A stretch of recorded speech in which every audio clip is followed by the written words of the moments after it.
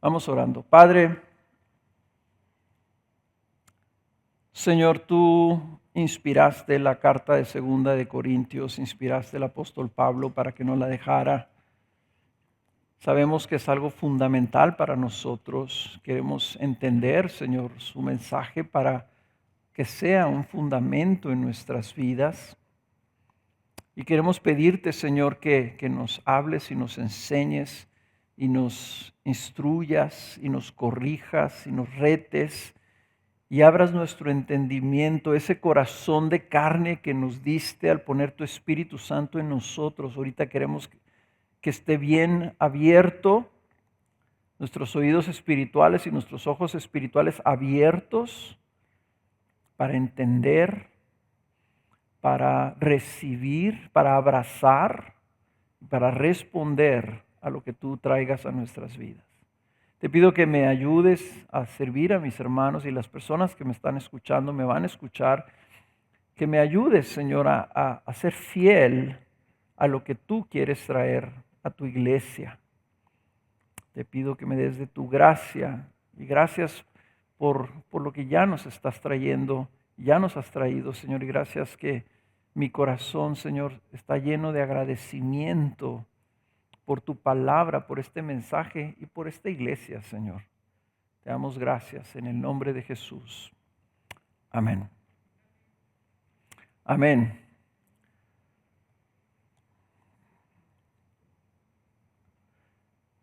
Como les decía, vamos a estar en este pasaje que empezó la semana pasada. Abelardo, yo no estuve aquí. Fui a atender una invitación que me hicieron la iglesia hermana en la ciudad de Austin. Por cierto, les manda muchos saludos el pastor Ricky y su esposa Lori, así como el pastor John, su yerno. Am, y bueno, les decía yo que era la iglesia extranjera que tenía el récord de haberme invitado ya 3 veces a predicar ahí. Yo creo que es por Ricky, no sé, ¿verdad? ¿Por qué me siguen invitando? Pero bueno, es una iglesia también muy amada de nosotros, que se plantó hace 9 años y allá desde, por eso Ricky, pues una de las razones por la que Ricky decidió retirarse y participar de esa plantación con su hija y su yerno. Eh, el, am, pero la semana pasada Abelardo empezó este pasaje y todo el pasaje, lo que yo voy a leer el día de hoy y lo que voy a leer la siguiente semana es parte de un mismo discurso, es parte de un mismo argumento de Pablo basado en el libro de Éxodo. Entonces vamos a estar repitiendo algunas cosas, vamos a estar repitiendo sobre el nuevo pacto, vamos a estar repitiendo sobre lo que pasó con Moisés en el monte Sinaí y vamos a llegar a una conclusión muy gloriosa la siguiente semana. Así que este es el mensaje de en medio, es el mensaje sándwich. Así que vamos a leer desde el versículo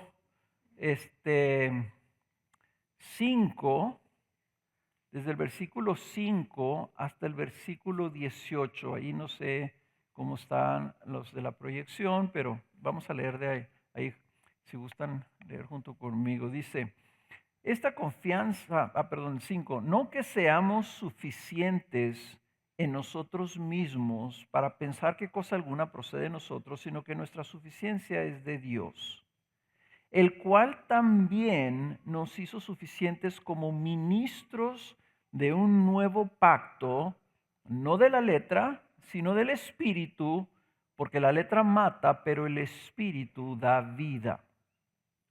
Y si el ministerio de muerte, grabado con letras en piedras, fue con gloria, de tal manera que los israelitas no podían fijar la vista en el rostro de Moisés por causa de la gloria de su rostro, la cual se desvanecía, ¿cómo no será aún con más gloria el ministerio del Espíritu? Porque si el ministerio de condenación tiene gloria, mucho más abunda en gloria el ministerio de justicia.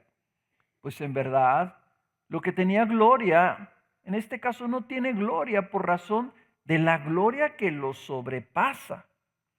Porque si lo que se desvanece fue con gloria, mucho más es con gloria lo que permanece. teniendo, por tanto, tal esperanza, hablamos con mucha franqueza. Y no somos como Moisés, que ponía un velo sobre su rostro para que los israelitas no fijaran su vista en él, en el fin de aquello que había de desvanecerse.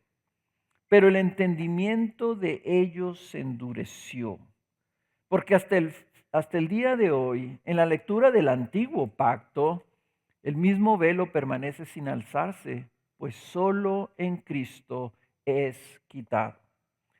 Y hasta el día de hoy, cada vez que se lea Moisés, un velo está puesto sobre sus corazones. Pero cuando alguien se vuelve al Señor, el velo es quitado. Ahora bien, el Señor es el Espíritu, y donde está el Espíritu del Señor hay libertad. Pero todos nosotros, con el rostro descubierto, contemplando como en un espejo la gloria del Señor, estamos siendo transformados en la misma imagen de gloria en gloria, como por el Señor, el Espíritu. ¿Por qué es tan importante este libro para nosotros? Porque tiene que ver con entender la diferencia entre lo que el Señor había hecho anteriormente y lo que está haciendo ahora, y lo que nosotros estamos viviendo ahora. Y es muy importante, y para Pablo es muy importante defender su ministerio, porque cuando estaba siendo atacado el ministerio de Pablo, los corintios no se estaban dando cuenta que estaban en realidad poniendo en entredicho el nuevo pacto en la gracia de nuestro Señor Jesucristo.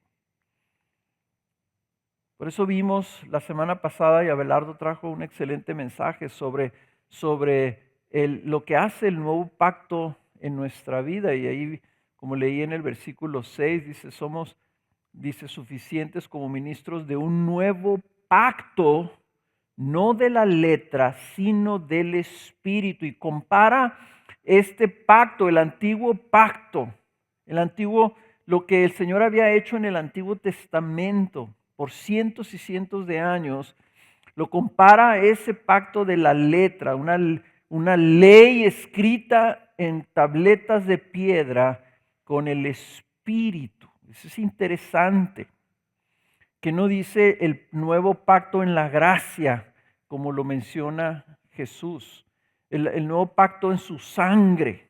Dice el nuevo pacto del Espíritu, ese Espíritu que da vida. Y vimos, ¿se recuerdan las 4 cosas que decía Abelardo que heredamos por el nuevo pacto según Jeremías 31 y Ezequiel 36? Dice, eran 4 cosas. Dice, primero, nueva presencia. Tenemos la presencia del Espíritu Santo que está en nuestros corazones, y por ello Él escribe su ley en nuestros corazones. Una nueva relación. Aunque siempre Él ha buscado ser nuestro Dios, pero ahora estamos siendo recibidos no solamente como su pueblo, sino como sus hijos. Y ese deseo que Él quiere ver a su pueblo como un especial tesoro se hace realidad.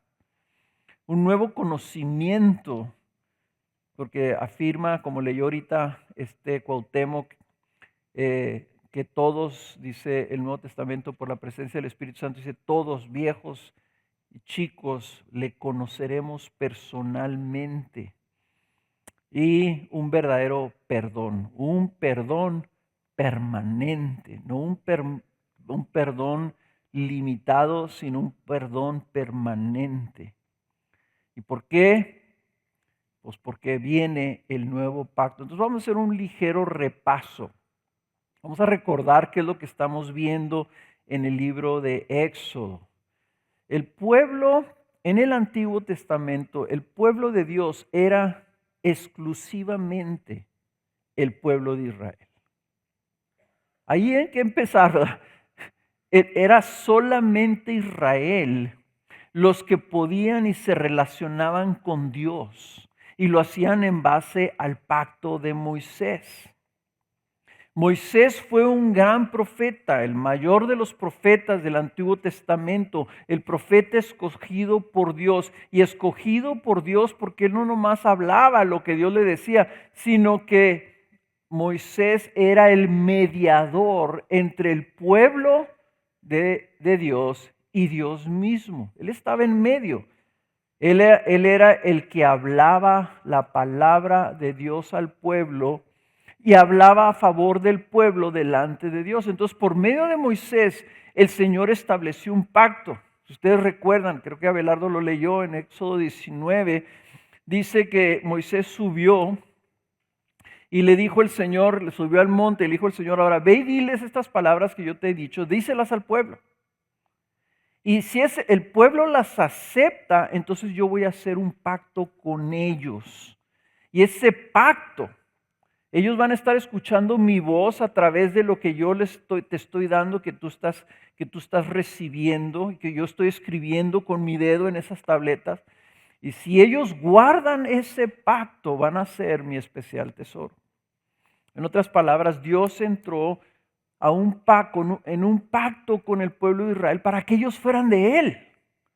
El propósito de Dios siempre, a través de toda la Biblia, ha sido tener un pueblo que sea su especial tesoro. Desde Génesis hasta Apocalipsis. Esa es la historia de la Biblia. De eso se trata la Biblia.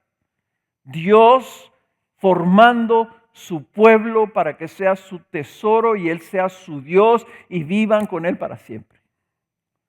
Esa es la razón de la creación, es la razón de la redención y esa es la razón de la segunda venida del Señor para que se consume y se lleve a cabo esa realidad por toda la eternidad. El pueblo respondió y dijo, eso haremos todo lo que el Señor ha dicho. Y entonces Moisés le llevó esas palabras al Señor y se hizo el pacto de la ley, el pacto de la letra, el pacto que los teólogos llaman mosaico. Lo que tal vez el pueblo de Israel no entendió al saberse el pueblo especial de Dios, el pueblo amado de Dios, el pueblo escogido de Dios, no se dio cuenta que ese pacto era simplemente un antecedente. Ahorita creo que Cuauhtémoc o alguien mencionó, ¿verdad? Cómo uno, a lo mejor no lo mencionó, pero yo lo traigo en mi mente, cómo el Señor ha ido progresivamente desenvolviendo y desarrollando su plan de redención. El Dios del antiguo pacto es el mismo Dios del nuevo pacto, no es otro Dios, el mismo carácter. Y nosotros tendemos a ver a Dios como frustrado porque el pueblo de Israel no cumplía el pacto. Pero el Señor mismo puso un pacto que no podía ser cumplido por el pueblo. Y lo hizo para que desde el Antiguo Testamento, desde el libro de Job, empezamos a ver al pueblo diciendo, Señor, algo falta. Nosotros no podemos cumplir tu justicia. Falta un mediador. Un mediador que pueda poner la mano en tu hombro y la mano en el hombre y entonces haya una reconciliación definitiva. Ese deseo de Dios de redimir a un pueblo ha ido progresando. Desde escoger una familia, escoger luego un pueblo y darles un pacto que apuntaba a algo mayor.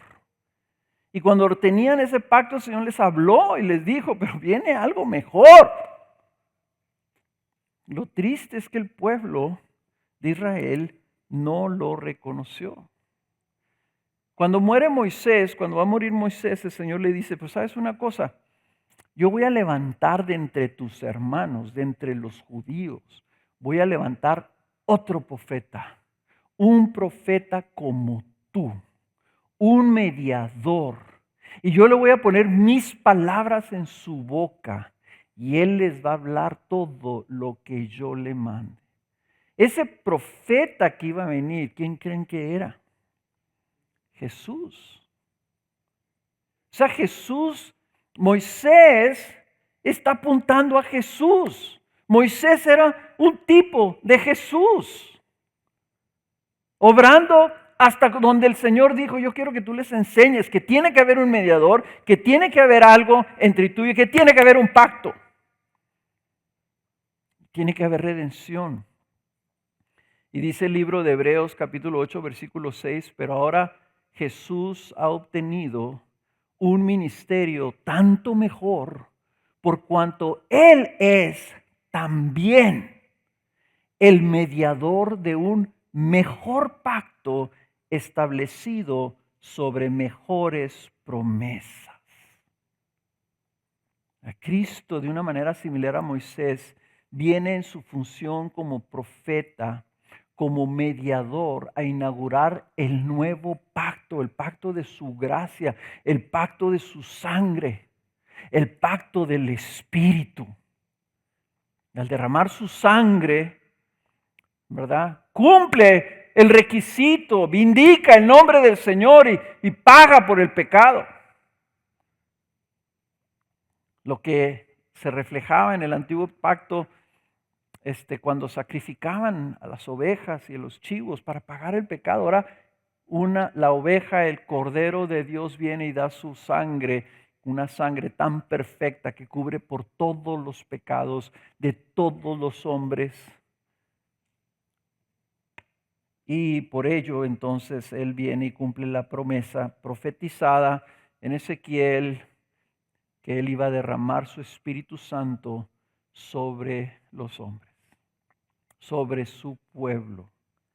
Y en especial, cuando viene el derramamiento del Espíritu Santo en Pentecostés, ese Espíritu se derrama sobre sus apóstoles y los envía y los habilita para que vayan y proclamen el nuevo pacto. Pero no solamente que lo proclamen, sino que lo establezcan para todas las generaciones. Y ahí es donde tenemos que entender esto.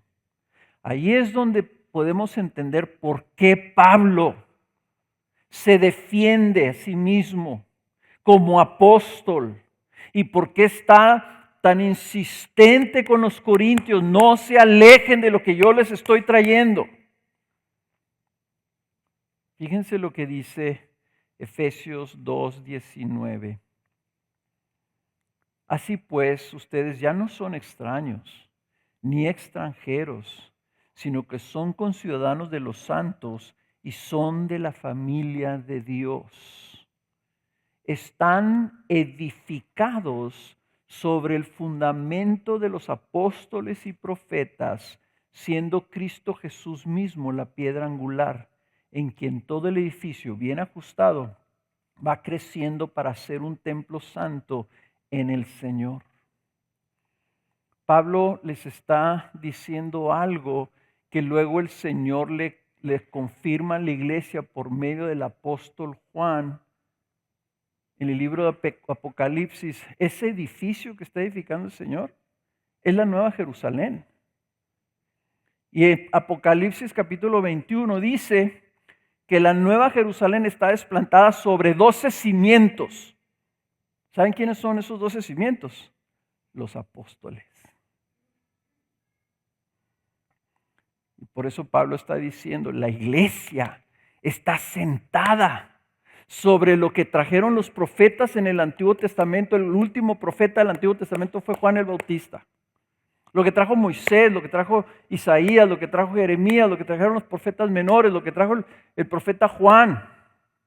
Esos estaban estableciendo un fundamento.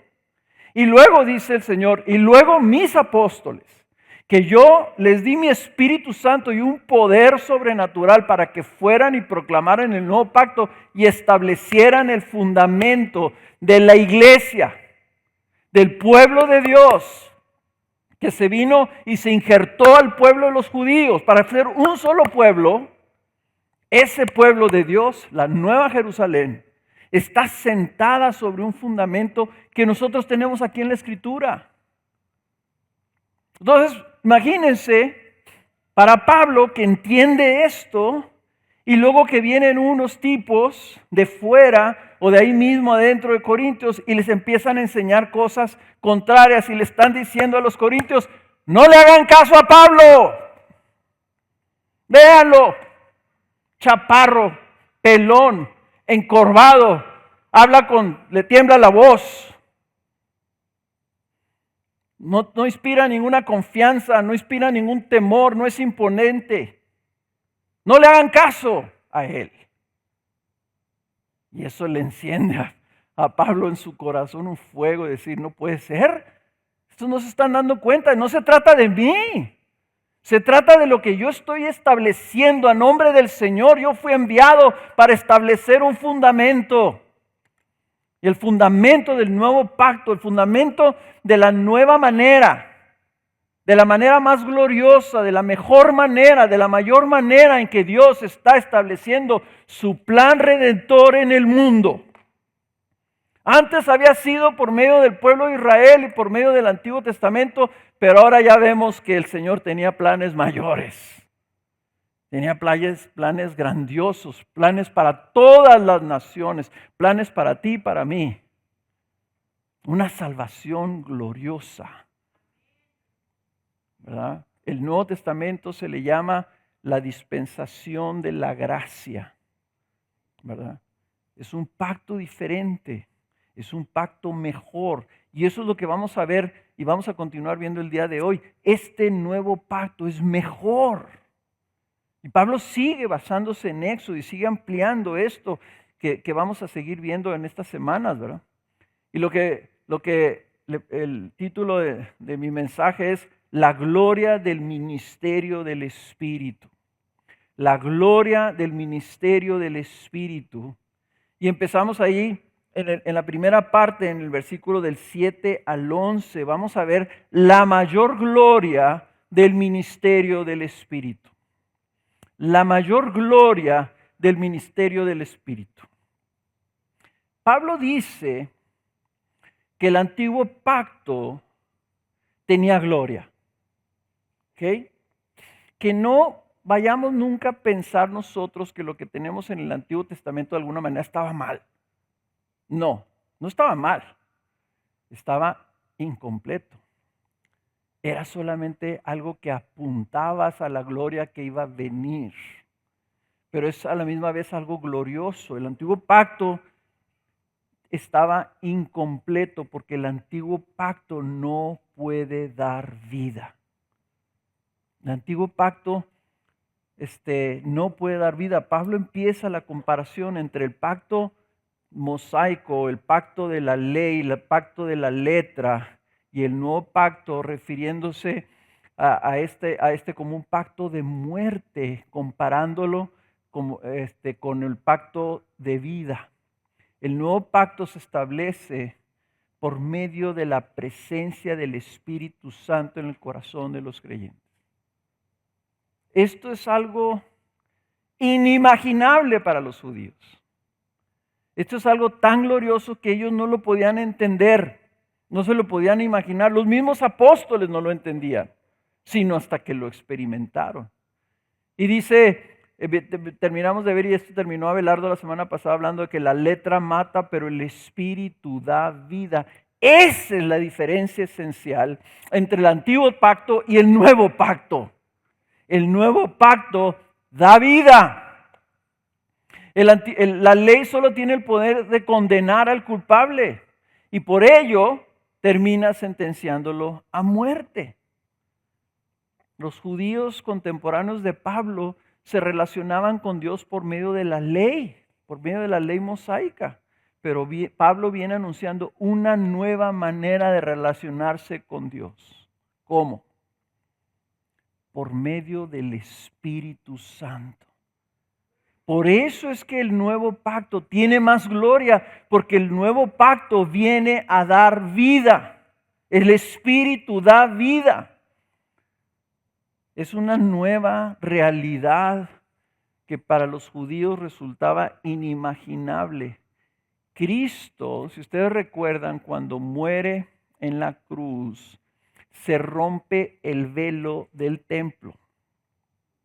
Se abre el velo que tapaba y cubría el lugar santísimo, donde estaba la presencia de Dios localizada nomás en ese lugar, se abre el templo, se abre el velo y esa presencia, hermanos, se sale. Cristo le abrió la puerta y Él viene entonces a cumplir la promesa del Antiguo Testamento, del Nuevo Pacto, de que Él iba a venir a morar en el corazón de los hombres. La mayor gloria del Nuevo Pacto es la habitación del Espíritu dentro de nosotros, porque eso significa que nosotros estamos unidos a Cristo.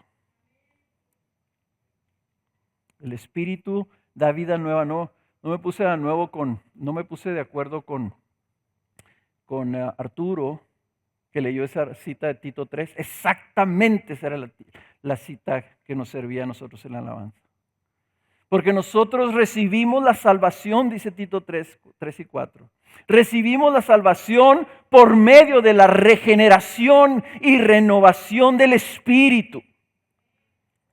Tú no recibes la salvación porque técnicamente, ¿verdad? El Señor perdona tus pecados y eres libre de culpa. No, el Señor perdona tus pecados y eres libre de culpa y recibes la justicia imputada, la rectitud y la bondad y la obediencia de Jesucristo se imputa a tu favor para que recibas el Espíritu Santo. Lo que te salva, lo que te hace un hijo de Dios es la presencia del Espíritu en tu corazón. Y eso es asombroso, que el Señor viene a vivir en nuestro corazón. El Espíritu da vida nueva en la regeneración y por ello somos transformados en nuevas criaturas. Y de estar muertos en nuestros delitos y pecados, se nos da vida en Cristo, dice Efesios capítulo 2.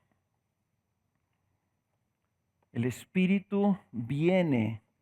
El libro de Romanos lo describe como un espíritu que está dentro de nosotros y nos está hablando. Nos está hablando. ¿Y saben qué nos está testificando el Espíritu Santo en nuestros corazones? Dice Pablo en el capítulo 8 del libro de Romanos. El amor del Padre. Y nos está testificando que somos sus hijos.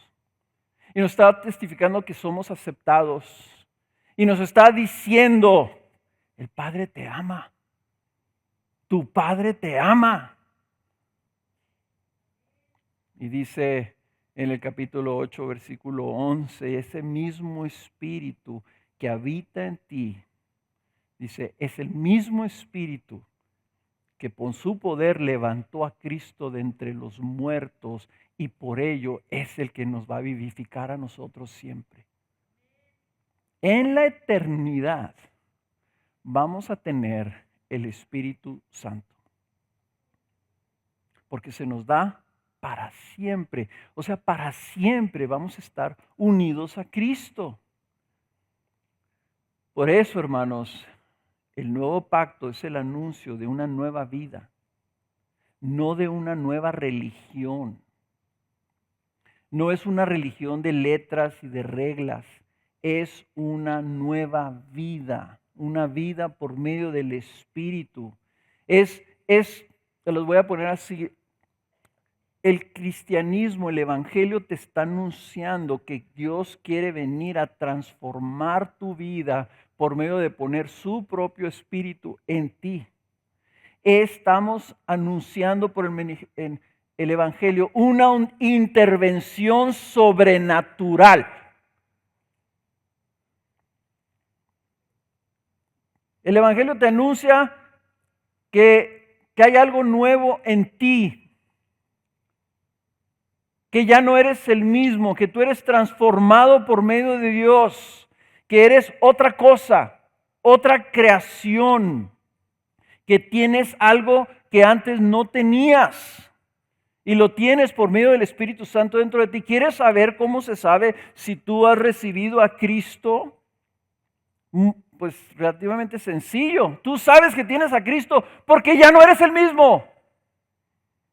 Porque fuiste transformado. Y si tú piensas, y escúchame bien porque te lo digo con todo mi corazón, si tú piensas que eres cristiano porque vienes a esta iglesia, porque te portas bien, porque eres un buen esposo, porque eres una buena madre, porque eres una persona trabajadora, si tú piensas que eres cristiano por eso, y eso es todo lo que tienes, no tienes el Espíritu Santo.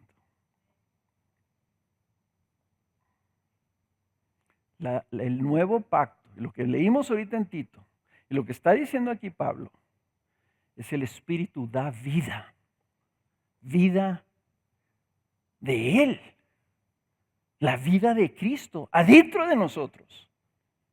Y cuando viene el Espíritu Santo a tu vida cambia.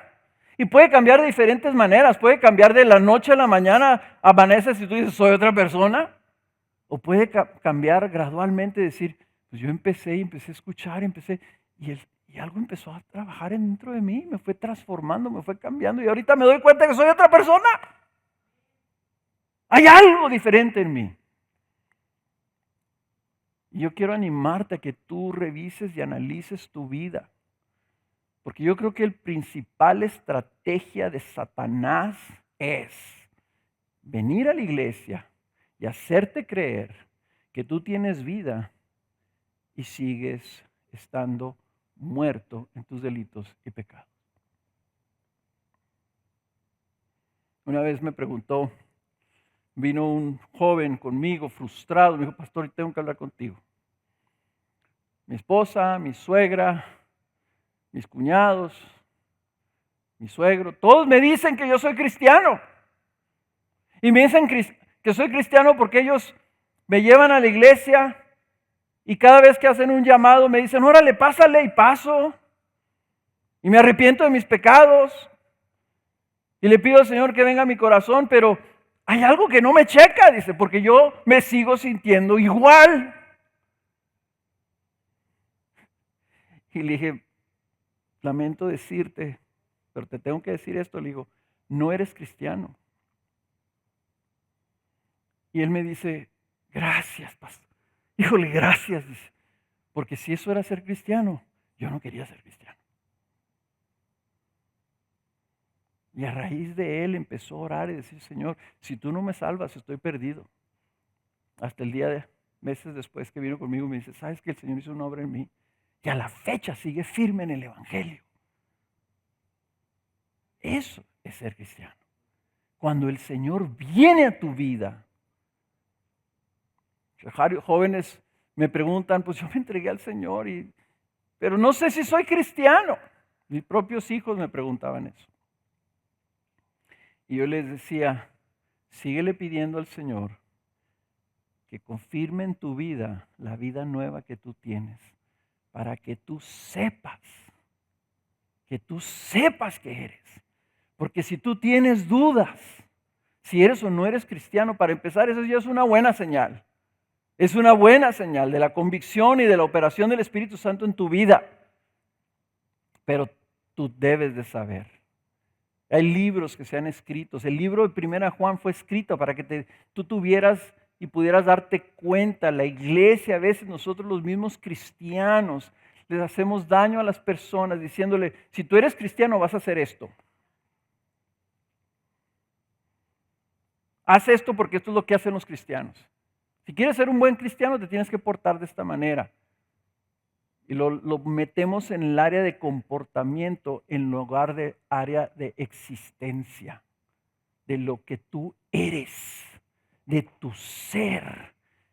Tú debes de saber que eres creyente porque sabes. Y porque sabes y dices, yo no era así. Y el Señor me ha cambiado y me está cambiando. Tiene que haber vida, hermanos, para que haya verdadera. O sea, como evidencia de esa fe salvadora, como evidencia de la obra de Dios en tu vida. Entonces, tal vez tú puedes estarte ahorita diciendo, pues yo no estoy seguro. No estoy seguro, no me he puesto atención a esto, no siento, ¿verdad? Yo vengo a la iglesia porque me han traído siempre, siempre he venido, siempre he leído, nunca he visto un cambio. Tal vez siempre fui cristiano, falso. No naces cristiano. No naces teniendo el Espíritu Santo. Por muy santos que sean tus papás, tú tienes que recibirlo directamente por el Señor. Pero te voy a decir una cosa, hay unas buenas noticias, no te desanimes. Porque ese es precisamente el anuncio del Evangelio. Dios quiere darte vida. Tú no lo tienes que convencer. Él quiere darte vida. Él murió en la cruz para darte su espíritu. Este es su propósito, este es su pacto. Él lo hizo. Él dijo, yo voy a hacer algo maravilloso para los hombres. Yo voy a regalarles la salvación. Les voy a regalar mi espíritu, pero los voy a unir conmigo. Hermanos y amigos, la buena noticia del Evangelio es que Él vino para darte vida y para dártela en abundancia. ¿Qué se necesita para recibirlo? No más que estires tus manos en fe y digas, Señor, yo quiero esa vida.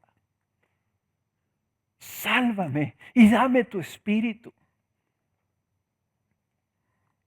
El mundo evangélico moderno se ha alejado de la frase de, ¿ya recibiste al Señor en tu vida?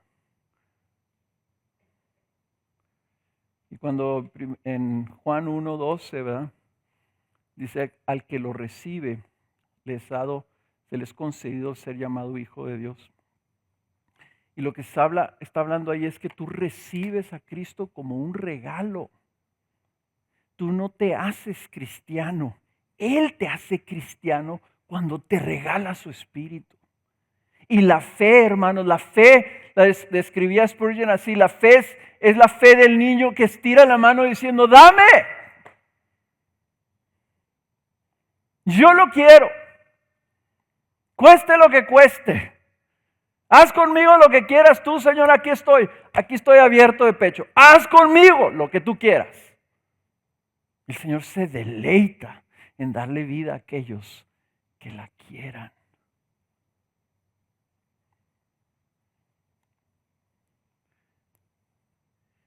Dice, continúa Pablo hablando del ministerio del Espíritu y dice ahí que el ministerio del Espíritu tiene más gloria que la gloria que tenía Moisés al ver a Dios en Sinaí. Y dice el capítulo 34 del libro de Éxodo, creo que Abelardo lo leyó la vez pasada, dice, cuando Moisés descendía del monte Sinaí con las 2 tablas del testimonio en su mano, ahí venía la ley. Al descender el monte, Moisés no sabía que la piel de su rostro resplandecía por haber hablado con Dios. Y al ver a Aarón y todos los israelitas que la piel del rostro de Moisés resplandecía, tuvieron temor de acercarse a él. Entonces Moisés los llamó y Aarón y todos los jefes de la congregación regresaron a él y Moisés les habló. Después se acercaron todos los israelitas y él les mandó que hicieran todo lo que el Señor había hablado con él en el monte Sinaí. Y cuando Moisés acabó de hablar con ellos, puso un velo sobre su rostro. Moisés ministraba como mediador entre Dios y el pueblo. Subía y hablaba con Dios y Dios le hablaba a él. Y cuando baja, resplandecía reflejando la gloria de Dios. Pero la Biblia dice que, y aquí lo dice Pablo, la gloria que Moisés reflejaba se desvanecía. Después de días ya no le brillaba el rostro. Era una gloria percibida por Moisés y es bien importante que veamos esto para lo que vamos a ver la siguiente semana. Cuando Moisés pasaba y hablaba cara a cara, como dice la escritura, el único que hablaba boca a boca con Dios, dice, él de hablar con Dios bajaba transformado. pero se desvanecía. Esa gloria experimentada por Moisés tenía un límite. Por eso es que Moisés le decía, Señor, muéstrame tu gloria, y continuamente quería pasar tiempo con él, y cuando pasó tiempo con él, pasó 40 días sin comer, sin beber agua, nomás contemplando y disfrutando la gloria de Dios. Pero Pablo dice esto: ¿cuánta más gloria no tendrá el ministerio del Espíritu? ¿Cómo no será aún con más gloria el ministerio del Espíritu? Versículo 8. O sea que nosotros experimentamos y tenemos acceso a una mayor gloria. Lo que tenemos tiene mayor gloria que lo que tenía Moisés. Fíjense lo que está diciendo Pablo. Lo que tú y yo hemos recibido al recibir el Espíritu Santo es de mayor gloria que lo que experimentaba Moisés en esos 40 días ahí en la presencia de Dios. Y la razón principal es que nuestra presencia con Dios es permanente. No se desvanece, no disminuye, no es ocasional. Nosotros tenemos acceso a la misma gloria de Dios todos los días. Es algo glorioso, hermanos. Es algo increíble, es incomprensible. Cristo lo describió así: Él es Cristo en nosotros y nosotros en Él, compartiendo su vida, su poder, su gracia. Tenemos acceso a sus atributos, podemos crecer en Cristo semejanza, podemos disfrutar de una comunión dulce con Él. Es una relación, fíjense, es una relación más íntima que la relación matrimonial. Más íntima, es una relación de los espíritus, o sea, el espíritu de Cristo y mi espíritu unidos, inseparables. Nada, dice Pablo, dice Jesús, nada te puede separar de mi mano. Inquebrantable, intocable. Esa gloria es mayor que la de Moisés en el monte. El cristianismo es una nueva vida en relación íntima, profunda y total con nuestro Señor Jesucristo, con nuestro Señor y Salvador Jesucristo, por medio de su Espíritu. Continúa su argumento en el versículo 9 y dice que el nuevo pacto tiene más gloria porque la justificación tiene más gloria que la condenación. Abelardo habló mucho sobre cómo el pueblo de Israel tenía la ley, pero con la ley no venía el poder de ser justificados delante de Dios. No venía el poder transformador que los hiciera justos delante de Dios. No venía una declaración total y absoluta de Dios que los declarara justos delante de Él. Imagina lo que sería que se te dijera: esto es lo que Dios requiere de ti. Pero nomás por leerlos no se te va a dar la capacidad de que tú lo cumplas. Y aparte de eso, esto va a estar continuamente testificando que estás quedándote corto y no hay manera en que tú puedas ser justificado de manera permanente delante de Dios. Tristemente muchas personas mueren no sabiendo si han sido justificados o no. Pero el Evangelio nos anuncia el perdón de nuestros pecados y la justificación gratuita delante de Dios únicamente por los méritos de nuestro Salvador en la cruz. Y la declaración de nuestra justicia, que es que Dios Padre ve a Cristo y nosotros en Cristo y te declara justos, no culpables, no inocentes, pero no culpables. Tus pecados pasados, tus pecados del día de hoy, tus pecados del día de mañana están bajo la cobertura del mérito de la sangre de Cristo. Como diciendo el Señor, mira, para que no te preocupes, tu justicia, tu justificación es completa, no parcial. No tienes que justificarte todos los días, sino total. Eres libre. Y te doy mi espíritu para que vivas conforme a mi voluntad, libre de culpa. Por eso Romanos 8:1 dice esta frase, pero los que están en Cristo Jesús, para los que están en Cristo Jesús, no hay condenación. No hay. A veces nos sentimos culpables porque pecamos, pero no hay condenación. Y Jesús a veces, ¿verdad? Tiene que decirnos si eres culpable. Pero te dice también, pero yo pagué por tu pecado. Yo tomé tu lugar. Yo fui tu representante en la cruz. Y si vienes a mí, esa justicia mía se te va a acreditar a tu favor.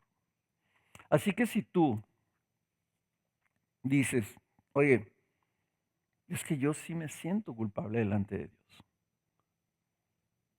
Yo sí me siento condenado. A mí, yo leo la Biblia y me siento, yo no soy este. Yo no puedo hacer esto.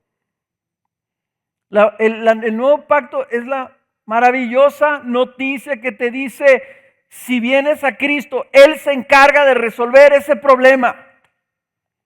Un problema que tú no puedes resolver y que el Señor, a propósito, el Señor no se equivoca. Cuando Él puso su ley, la puso sabiendo que no la iban a poder cumplir. Y por eso, junto con la ley, puso los sacrificios en el templo. Cada oveja, cada chivo expiatorio apuntaban al Cordero de Dios que Él mismo proveyó y su propio Hijo. El Señor no se sorprendió, el Señor no se sintió frustrado, el Señor no estaba ahí sentado diciendo, híjole, me falló, les di la ley y no pudieron. No, las dio sabiendo que no iban a poder. Y quería que se quedara grabado en su mente. El pecado se paga con sangre.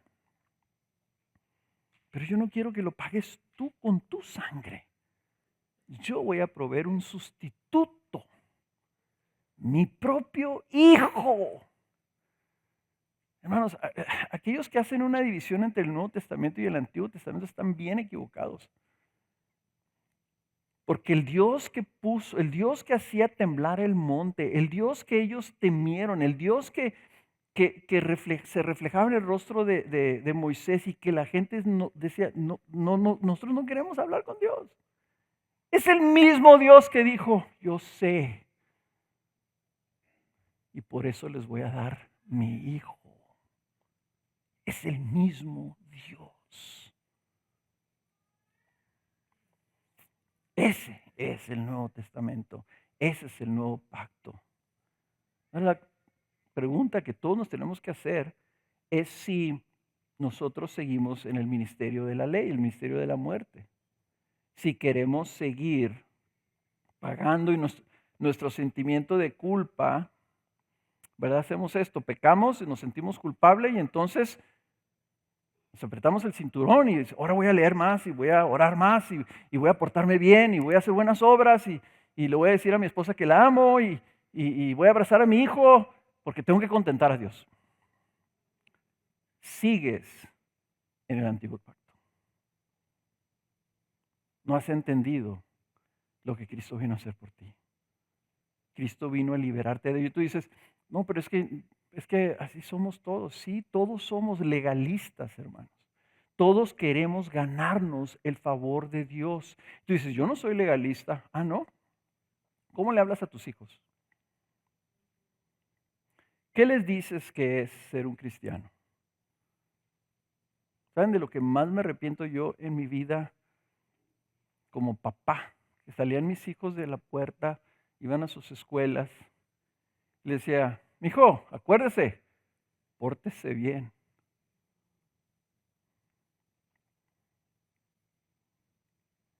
Eso es lo que me salía. Pórtese bien, mijo. Y llegaban, ¿te portaste bien?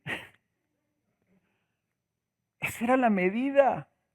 ¿Saben qué les debería yo estar diciendo a mis hijos en la gracia de Dios al salir? Decir, hijo, acuérdate, Cristo está contigo. Su espíritu está dentro de ti.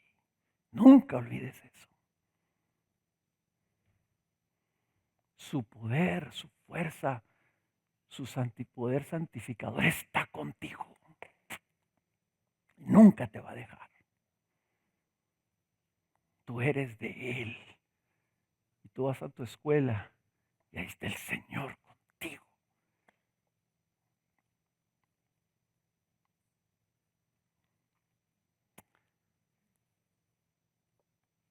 Por eso es que Pablo está escribiendo esta carta.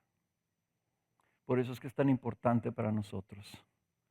Porque tenemos que atesorar el nuevo pacto.